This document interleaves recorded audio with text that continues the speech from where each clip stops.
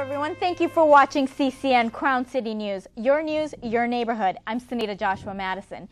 Our top story. During his annual State of the City address, Pasadena Mayor Bill Bogaard spoke about a multi-million-dollar budget gap, which means some city staff layoffs and a need for more volunteer service. CCN's Connie Tran was there. With the new year in full swing, Pasadena's Mayor Bill Bogaard delivered his State of the City address. And #1 on the agenda, alleviating the city's deficit.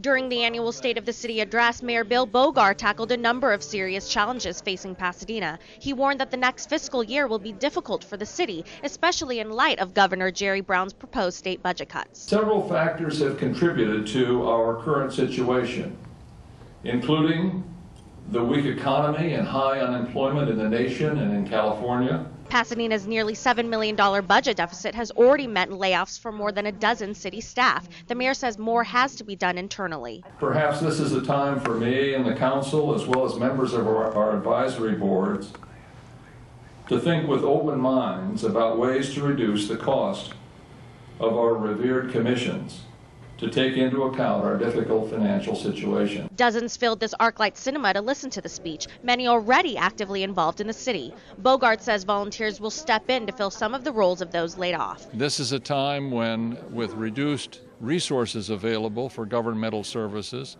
increasing volunteer service from the talented people of Pasadena is just the right thing to do. Michael Warner, vice president of Pasadena's Sister Cities Committee, volunteers for the city. He says this year's address focused more on the economy than any he could remember. It opens our eyes as community-involved individuals that we must do more than what we have done to help the city, and so that Pasadena can continue to be a strong city. While the financial situation took up a majority of the mayor's speech, he still highlighted accomplishments throughout the city, like increased after-school programs, stronger public infrastructure, and a newly signed 30-year contract for sports at the Rose Bowl. We want to continue the vitality of Pasadena, not only economic vitality, but the compassion and the commitment to bring all members of our community into a comfortable way of life.